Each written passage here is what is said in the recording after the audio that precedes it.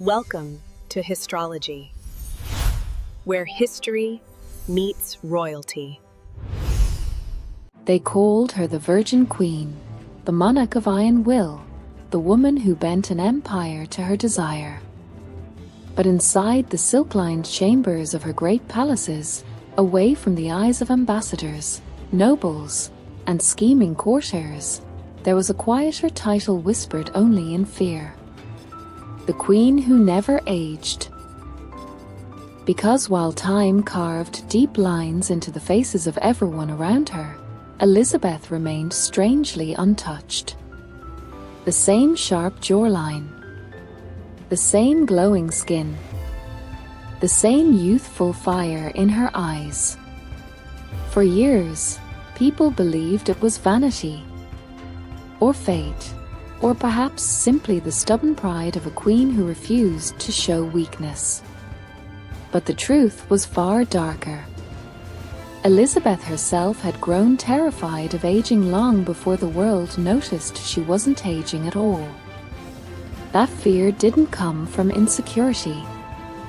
It came from the brutal reality of the Tudor throne. A queen who appeared old was a queen who appeared vulnerable.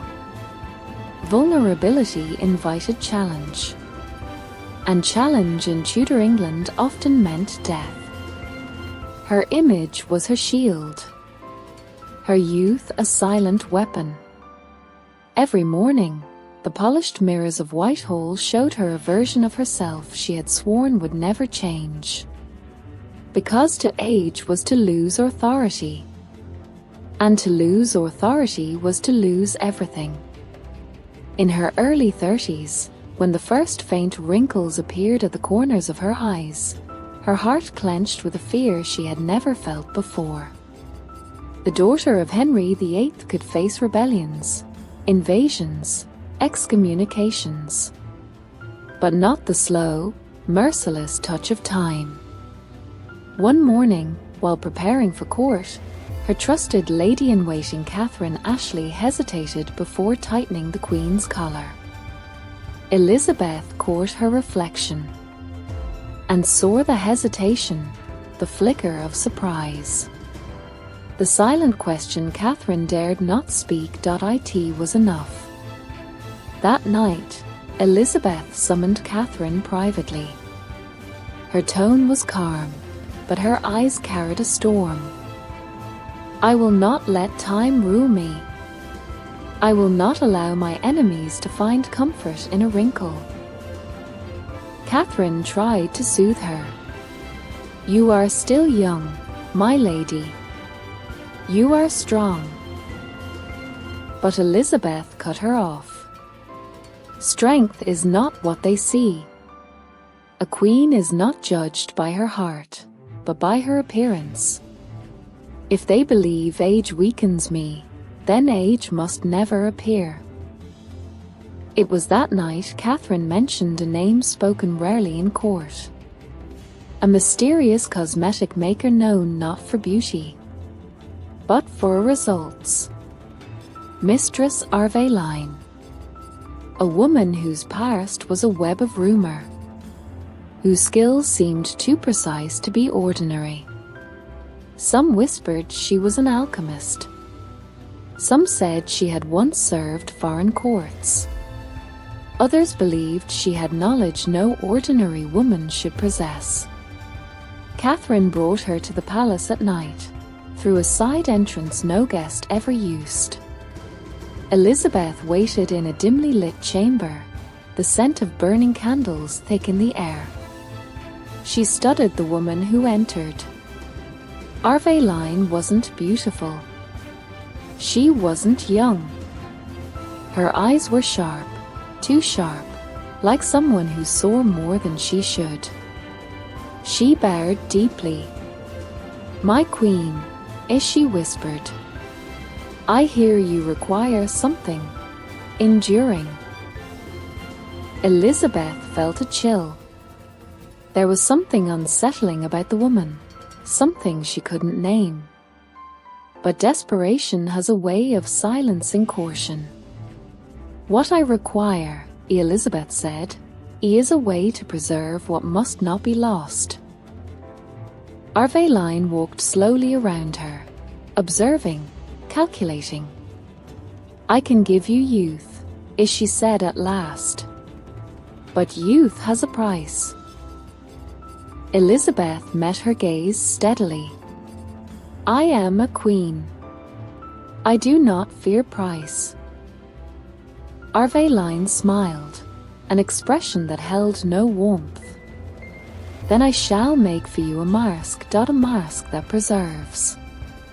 A mask that protects. A mask that deceives time itself. The next night, Boleyn returned with a small container filled with a thick, pale substance that shimmered faintly under candlelight. It looked harmless, almost elegant.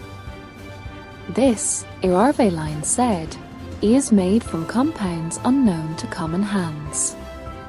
It draws out the imperfection of skin and leaves only smoothness behind. Elizabeth dipped a finger into the paste. It was cool, too cool. Almost icy. She felt a strange tingling sensation travel through her fingertips. What is in it? Elizabeth asked. Boleyn's answer was soft. Elements that purify. Elements that preserve. Pores. And elements that bind. Elizabeth didn't understand the last word, but her desire overwhelmed her questions. That night, for the first time, the Queen of England applied the mask of youth. The sensation was strange. Coldness followed by warmth. A tightening, almost like the mask was crawling into her skin. Catherine watched anxiously. You do not have to do this, as she whispered. But Elizabeth did not respond. She was staring at herself in the mirror. Eyes wide, expression unreadable. When the mask dried, she washed it off. And then she froze. The faint wrinkles at the corners of her eyes, gone. The slight dullness of her cheeks, replaced by a luminous glow. She looked younger. Not just fresh. Younger. Catherine gasped. Elizabeth touched her face, stunned. It works, as she breathed. By God, it works. Over the next weeks, whispers rippled through the court. Not only had the Queen stopped aging, she seemed to be reversing. But Elizabeth ignored the gossip. She had what she needed. Every night, always in secret, she applied the mask. Always alone, except for Catherine. Always in silence. But after a month, the first sign appeared. One morning Elizabeth woke with a dull throbbing behind her eyes. She waved it off. But the headaches grew sharper. And sometimes, when she washed the mask away, her skin would sting, just for a moment, like a warning. Still, she continued. The price, she believed, was nothing compared to what she gained, but Catherine grew uneasy. She began noticing small changes. A certain paleness in the Queen's lips. A faint tremor in her fingers when she lifted her goblet. You are pushing yourself, Catherine urged gently. You should rest. Elizabeth shook her head. A queen does not rest. She endures. But the truth was, her body was beginning to resist something it did not understand. One night, when Boleyn returned with a new batch of the mask, Catherine confronted her. What are you giving her? she demanded. Aveline's voice was calm.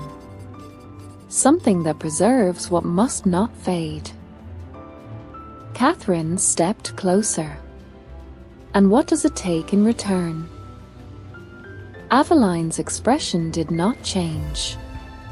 If Her Majesty wishes to appear eternal, she must accept the weight of eternity. It was the first time Catherine realized the mask was more than cosmetic.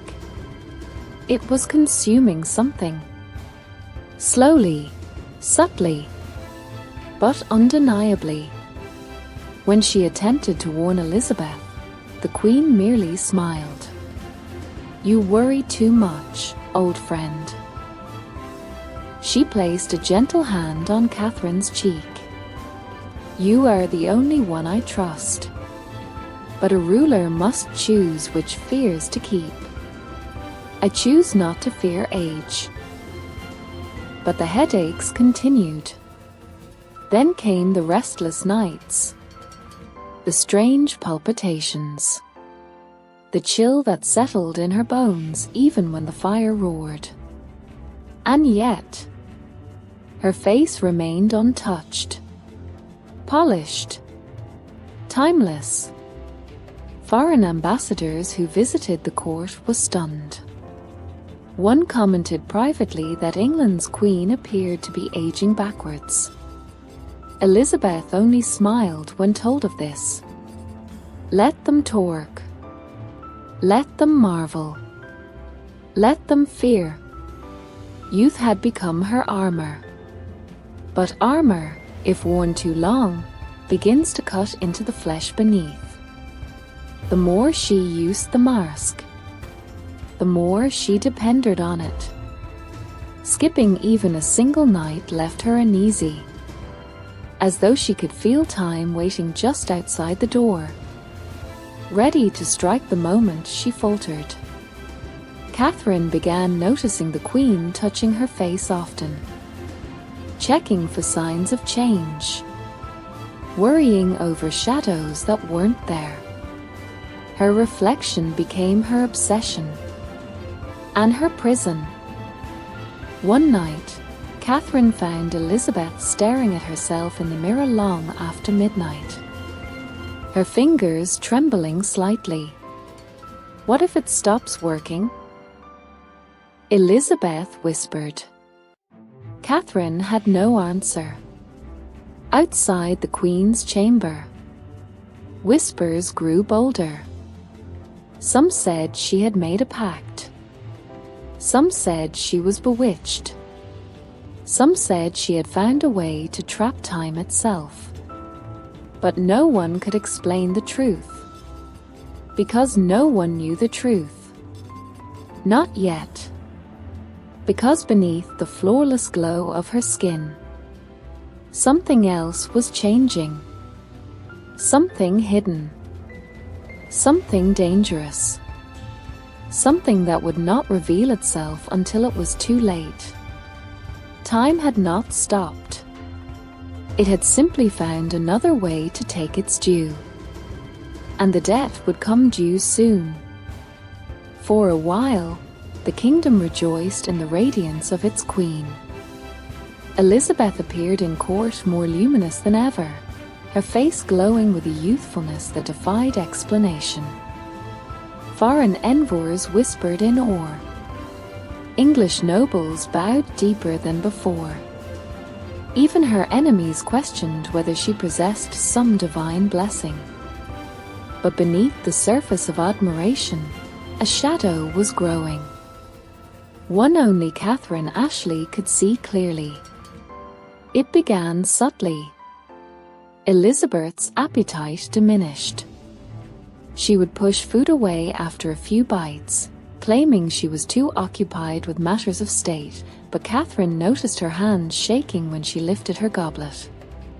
She noticed how cold the Queen's fingers felt when she took them in her own.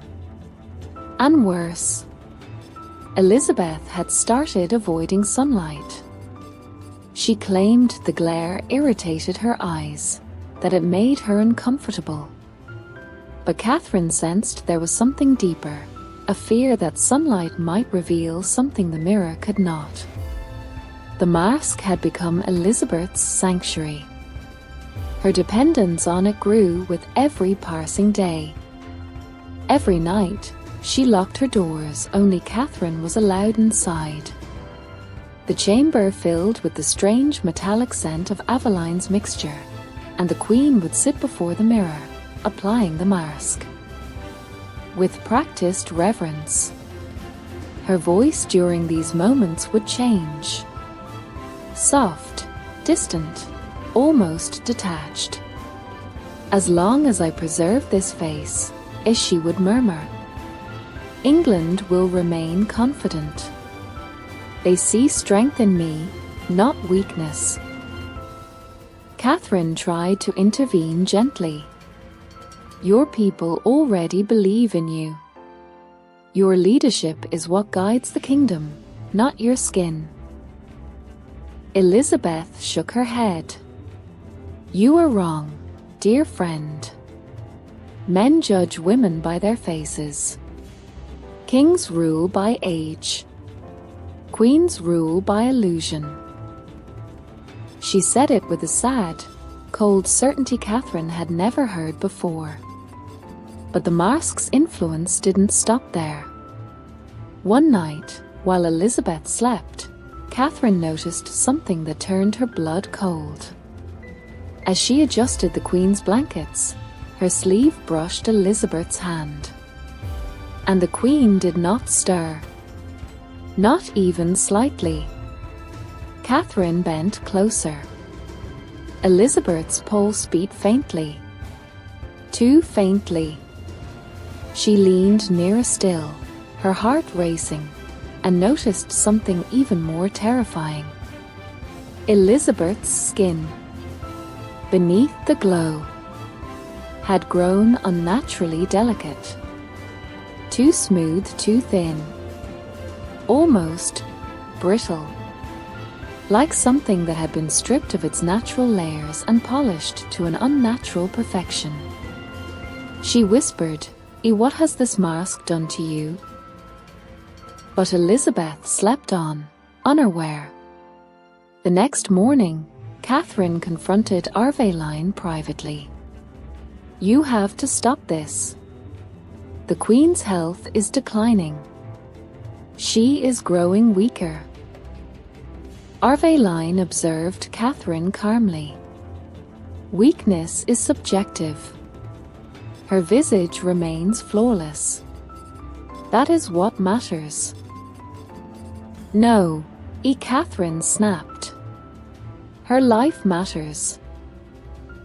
Arveline tilted her head, her expression unreadable. "Beauty and life cannot exist together without sacrifice. You must understand. The mask does not only preserve the skin, it preserves the image. The more she uses it, the more it takes what it needs." Catherine felt the breath catch in her chest. "What does it take?" Aveline's next words were so soft Catherine almost missed them. "Vitality. You are draining the Queen's life." Aveline's eyes glinted. "She is a monarch. She belongs to history. And history demands perfection." Catherine felt a surge of fury. "You will stop bringing her this poison." But Arveline only smiled. "You mistake me. I do not force the Queen. The Queen chooses. And she will continue to choose until the very end." Catherine wanted to expose Arveline immediately. But who would believe her? A cosmetic artist against the will of a powerful queen? Elizabeth herself would dismiss the accusation. So Catherine made a decision. A dangerous, desperate one. She attempted to reduce Elizabeth's use of the mask. That night, She entered the Queen's chamber earlier than usual and quietly hid the container beneath a pile of linens. She believed Elizabeth, tired from the day's work, would simply sleep without it.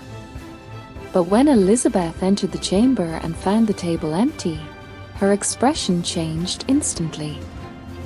A flicker of panic crossed her face. Not anger, not annoyance. Panic.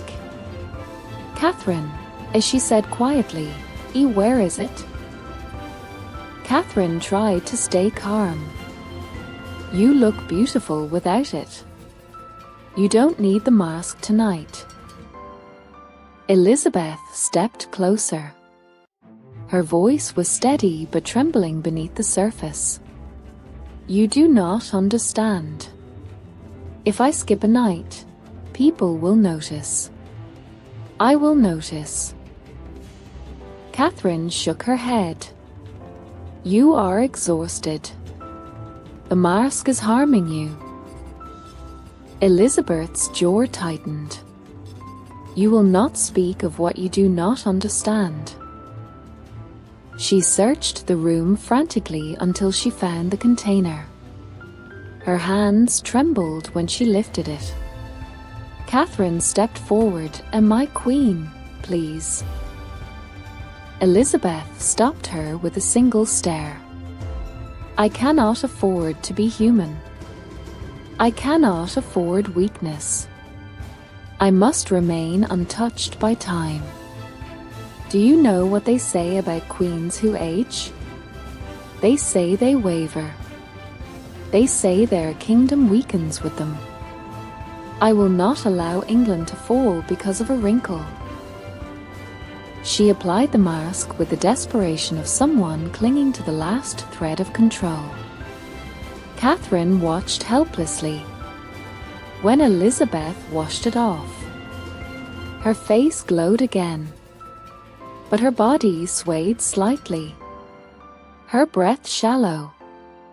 "Are you all right?" Catherine whispered. Elizabeth steadied herself against the table. "I am fine," as she said softly, though her voice betrayed her. But she wasn't fine. The toll was increasing. She slept more?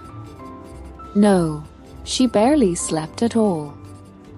Her nights were restless, her thoughts scattered. She began forgetting small things. Names, dates, conversations from the previous day. The mask preserved her face, but everything behind the face was changing. One morning, as she prepared for an important council meeting, Catherine noticed faint, irregular bruises forming along Elizabeth's jawline. She froze. "Your Majesty, what is this?" Elizabeth touched her face, confused. "What? I don't see anything." Catherine reached for a mirror. "Look." Elizabeth took the mirror slowly. At first, she didn't react. Then her expression shifted. A mix of fear and denial. "It's nothing," as she whispered. "It must be the lighting." But Catherine wasn't fooled. The bruises were not normal. They looked like subtle burns. Small, dark patches that appeared beneath the layer of flawless skin the mask created. That night, Catherine watched carefully as Elizabeth washed her face after the mask dried. And her worst fear became reality. For just a second, before the glow settled in, Catherine caught a glimpse of what the mask was hiding. Elizabeth's real skin, beneath the polished surface, was dull, grayish, and frighteningly thin, almost as if her face had begun to lose its natural life. Catherine gasped. Elizabeth quickly turned away. panic flashing in her eyes. "You weren't meant to see that." "My queen," Catherine whispered. "Your skin is dying." Elizabeth clenched her jaw. "It is being reborn. You saw only the transition." "No," Catherine said firmly. "You are destroying yourself." Elizabeth shook her head violently. "I am preserving myself. I am preserving England. This face is not mine alone. It belongs to the crown." Catherine felt tears burning in her eyes. "You will not survive this." Elizabeth turned away, her voice barely above a whisper. "Then I will be a beautiful ghost." But the true horror began days later. During a speech to the court, Elizabeth stood tall and resplendent as always. Her gown shimmered. Her posture was regal. Her face was radiant. But halfway through her address, her voice faltered. She gripped the edge of the throne, her knuckles turning white. She swayed ever so slightly. Catherine rushed to her side, whispering urgently, "You must sit." Elizabeth forced a smile to hide the weakness. But her breath was shallow. Her eyes lost focus for a moment, just a moment. But enough for Catherine to see the truth. Elizabeth wasn't just exhausted. She was fading. The council dismissed it as fatigue. But Catherine knew better. The Queen's vitality was slipping away. Night by night, mask by mask. Boleyn visited only once more after that incident. She left a new container. Stronger, more concentrated. And a warning wrapped in her cryptic calm. The longer she resists aging, the faster aging will take its revenge. Catherine watched Elizabeth apply the new mixture with trembling hands, desperation sharpening her movements. The mask hardened on her face, cracking faintly as if forming a shell. And when she washed it off that night, the glow returned. But so did something else. A tiny streak of silver appeared in her hair. Not naturally, but sharply, like a sudden flash of lightning. Elizabeth stared at it in shock. Then, without a word, she reached for scissors and cut it off. Catherine caught her hand mid-air. "Stop!" Elizabeth's voice broke. "I cannot let them see me weaken." Catherine whispered, "And what if they see you die instead?" Elizabeth had no answer. Her reflection shone back at her with unnatural brilliance. But the eyes in the mirror looked hollow, as if something deep within her had begun to dim. But she continued, night after night, because she feared something more than death. She feared becoming ordinary, aging, becoming mortal in a world that demanded immortality from its queen. And as Catherine watched helplessly, she realized something terrifying. Elizabeth was no longer using the mask. The mask was using her. It was becoming her identity, her armor, her addiction. And soon, it would become her undoing. Elizabeth's obsession grew like a shadow stretching across her throne. Slowly, silently, and then all at once. The mask had given her what she wanted.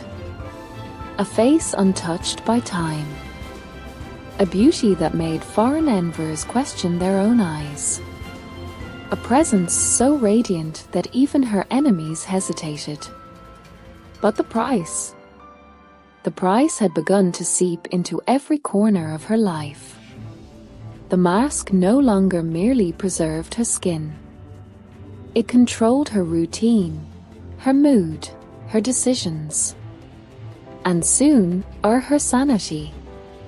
Catherine Ashley saw the change long before Elizabeth did. It began with small things. Elizabeth stopped laughing the way she used to.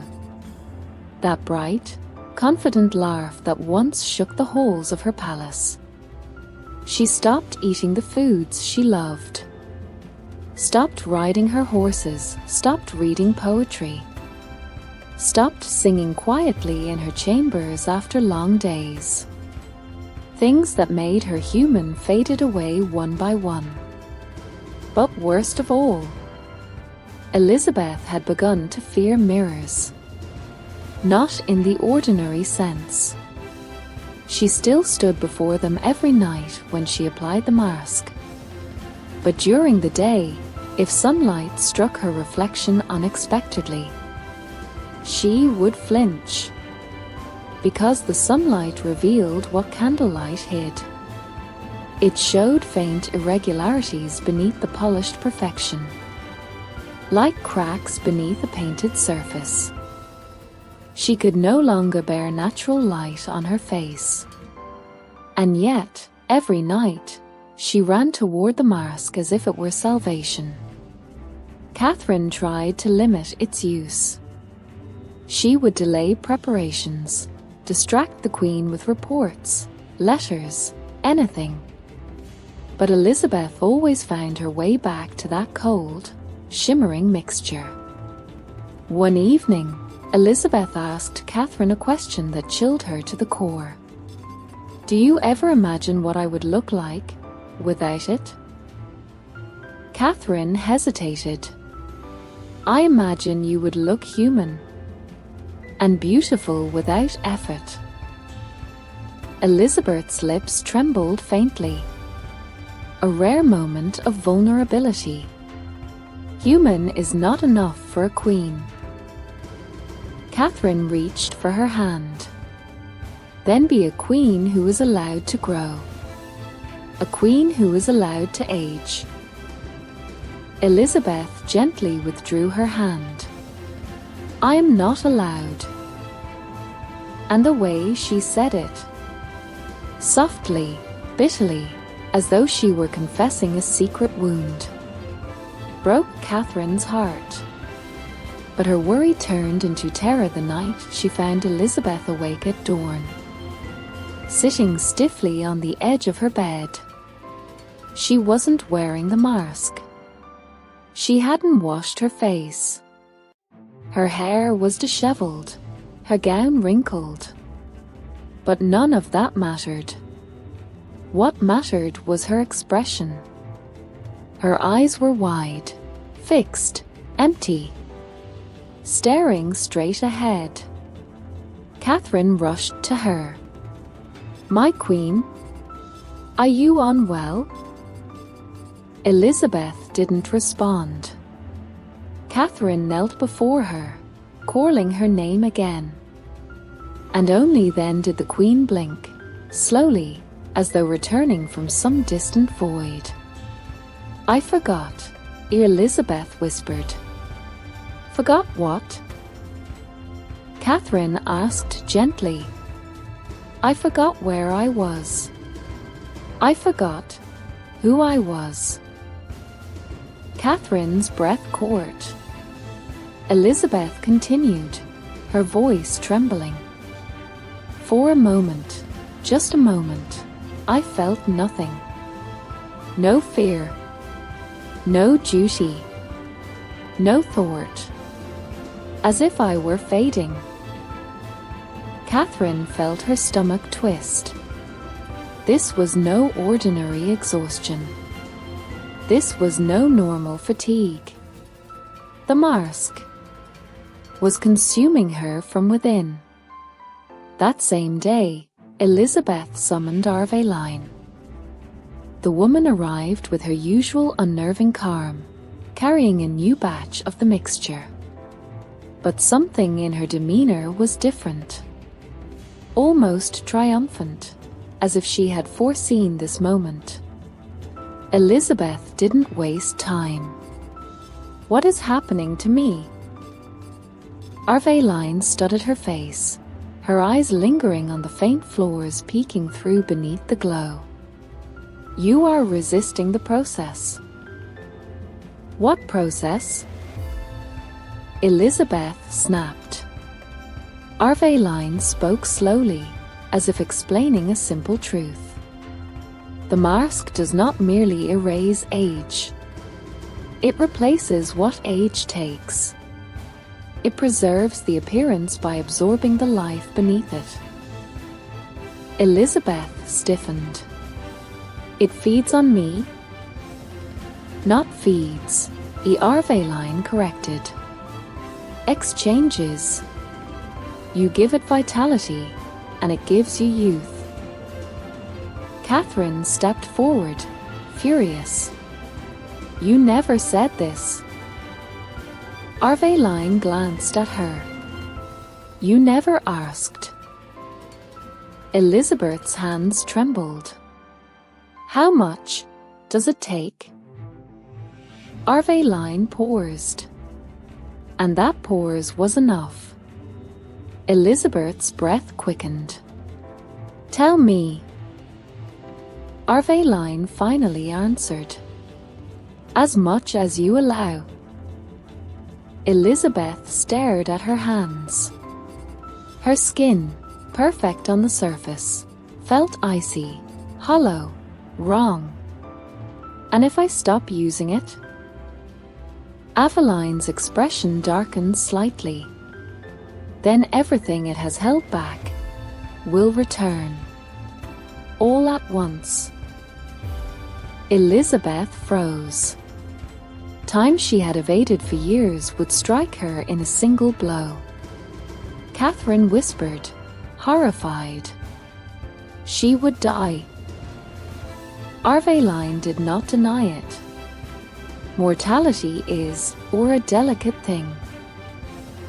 Catherine shouted, You have trapped the Queen. Arveline calmly looked at Elizabeth. She trapped herself when she chose to fear age more than death. Elizabeth felt her knees weaken. The truth struck her harder than any sword. She wasn't using the mask to stay young. She was using it to hide from herself. From vulnerability. From judgment. From the weight of expectation. But that realization did not free her.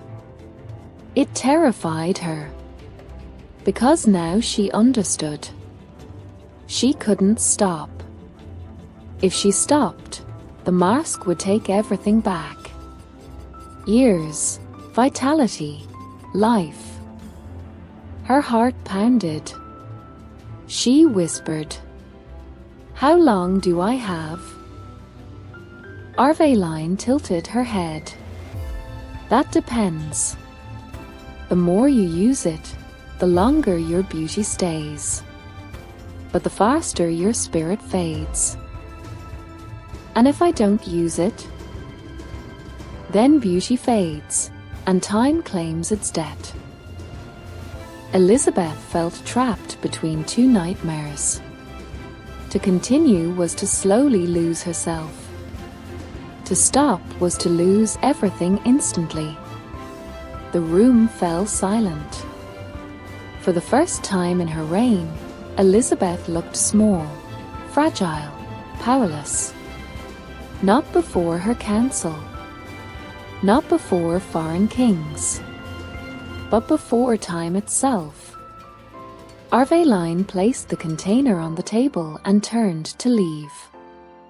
Elizabeth called out faintly, Will it kill me? Arveline paused at the door. Everything does, eventually. But this gives you a choice of how you wish to be remembered. When she left, the room felt colder than winter. Elizabeth collapsed into Catherine's arms, trembling like a child. "I cannot be remembered as withered," as she whispered. "I cannot be seen as weak." Catherine held her tightly. "You will be remembered for your strength, not your skin." But Elizabeth shook her head violently. "No. They remember kings for their campaigns. But queens are remembered for how they look." And in her eyes, Catherine saw it. Not vanity, not pride. Fear. A deep, ancient fear of becoming irrelevant, forgettable, ordinary. Fear that the world would compare her to younger women, diminish her achievements, erase her legacy the moment her face changed. Fear that if she aged publicly, the men who doubted her from the start would finally say, "See, she was only a woman after all." And so, Elizabeth chose the path she had been walking all along. She continued, but something inside her had changed. She no longer used the mask to preserve beauty. She used it to survive, to hold back the collapse waiting behind her reflection. Each night the mask grew colder, heavier, hungrier. Her eyes dulled. Her breath shortened. Her heartbeat weakened. But her skin glowed brighter than ever. A perfection that felt almost unnatural. Her court noticed. Some said the Queen's beauty had become too flawless, too smooth, like marble rather than flesh. Some whispered she no longer blinked as often. Others noted that her handshakes felt colder. Rumors began spreading. She is enchanted. She is bewitched. She is not entirely alive. But Elizabeth ignored the whispers. Ignoring them was easier than facing the truth. She felt herself slipping. Her reflection had begun to frighten her. Her eyes no longer looked like her own. Her smile felt unnatural, like a mask beneath the mask. And one night, the nightmare she had feared finally came. Elizabeth lifted the new mixture to her face, but her hand froze. Not from hesitation, from pain. A stabbing, piercing pain that shot through her entire arm.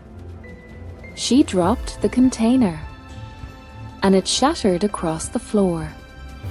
The mixture spilled like cold milk onto the stone tiles. Elizabeth stared at the broken glass, horror flooding her. Catherine rushed forward. "You don't need it."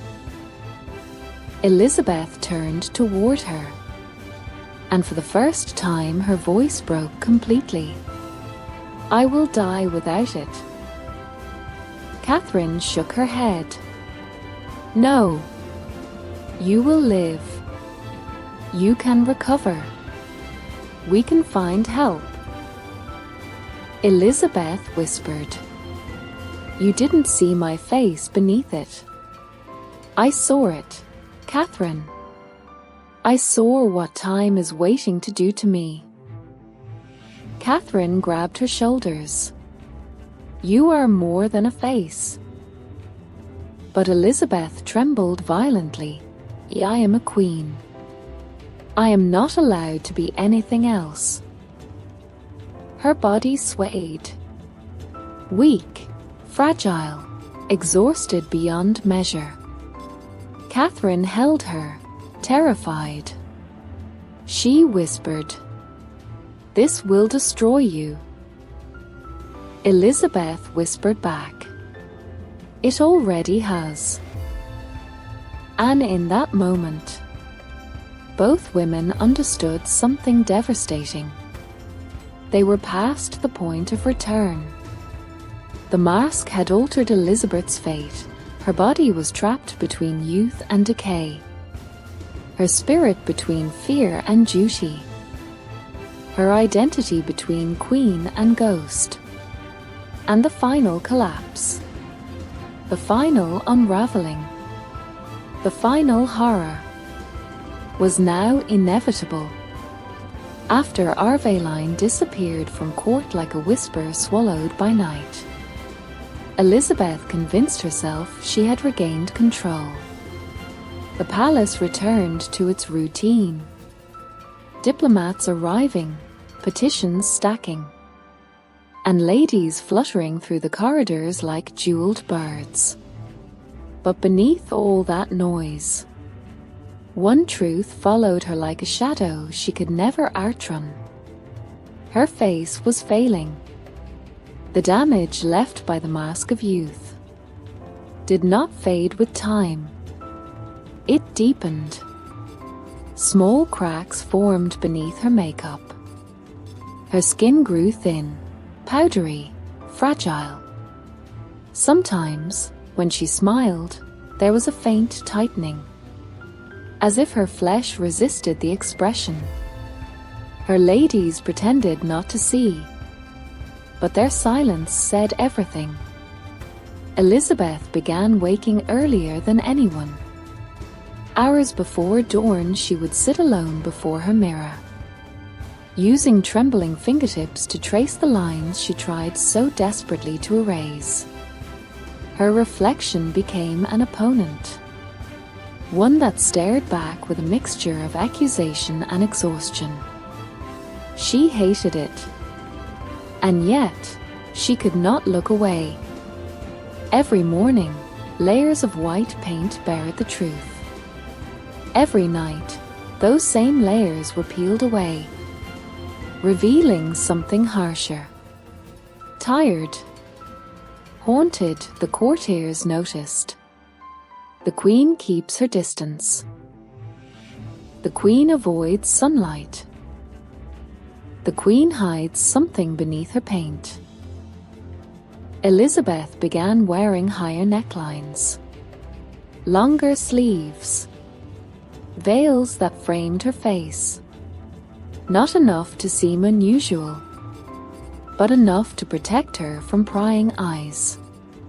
But protection never lasts forever. One afternoon, during a meeting with ambassadors, the heat of the fire was too strong. Her makeup softened. A small streak of white slid across her cheek. The ambassador froze. Her counselors looked away. Only one voice broke the silence. "Your Majesty, perhaps we might continue after a rest?"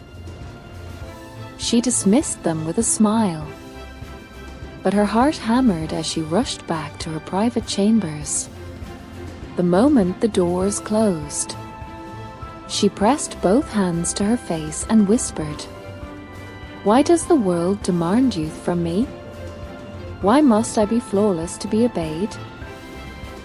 No answer came, only the echo of her own breath, ragged and unsteady. Days passed. Her sleep grew shallow, her meals smaller, her fears louder. She remembered her mother, beheaded before the world even allowed her to grow old. She remembered how fragile a woman's power was, how quickly public love could turn into public hatred. She remembered how many enemies waited for a single sign of weakness. And she wondered, if they saw my real face, would they still fear me? Or would they simply pity me? That question chased her relentlessly. Her loneliness deepened too. Foreign princes still sent proposals. Yet she now refused to meet any in person. Even her closest advisors saw her less and less. Her beauty, once her shining armor, had become her prison. Sometimes, when her ladies left, she stood before her mirror for hours, touching her face gently, as if trying to apologize to it. "Forgive me," she would whisper, "for asking you to be more than human." But time never forgives. It only waits. One night, during a rare moment of stillness, she sat in her chambers, candles flickering around her like trembling stars.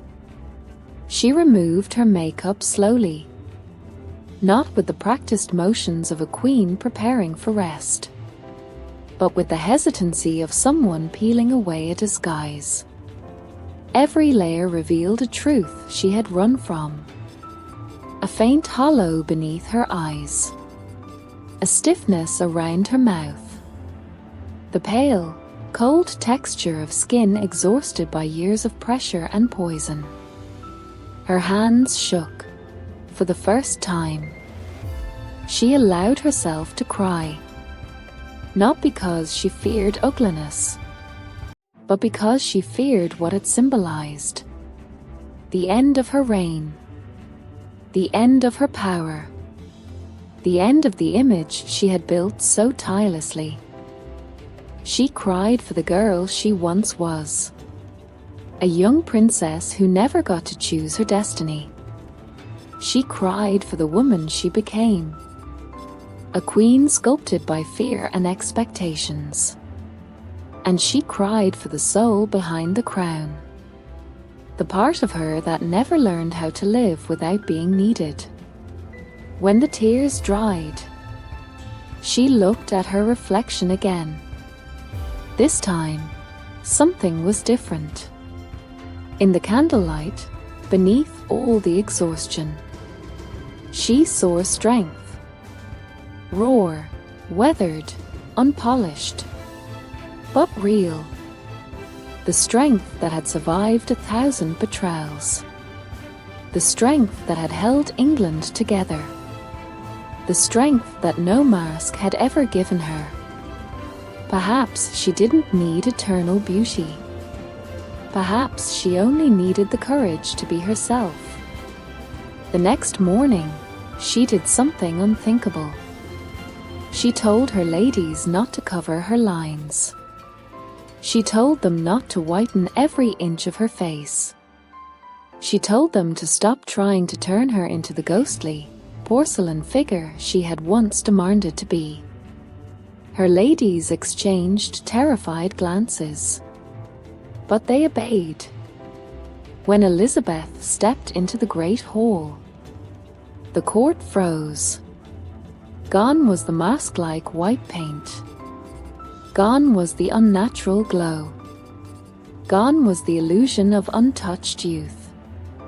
Instead, there stood a queen with faint lines, tired eyes, and a presence more powerful than ever. Not the immortal maiden they imagined, but the iron-hearted woman who had survived everything. Whispers rose, but these whispers did not carry the sting of mockery or the scent of fear. They carried respect. For the first time, the court saw not the legend, but the human behind the legend. And that humanity made her far more formidable than eternal beauty ever could. From that day forward, Elizabeth still wore makeup, still wore the white mask when required by tradition. But it no longer defined her. It became a symbol, not a shield, a reminder of the years she fought against time, and the moment she finally accepted it. When she died years later, The world did not remember her as the queen who never aged, but as the queen who ruled, despite everything that tried to break her. Immortality was never in her face. It was in her legacy. In the storms she survived. In the choices she made. In the empire she built. And in the truth she finally embraced. A queen does not need eternal beauty. She only needs eternal strength.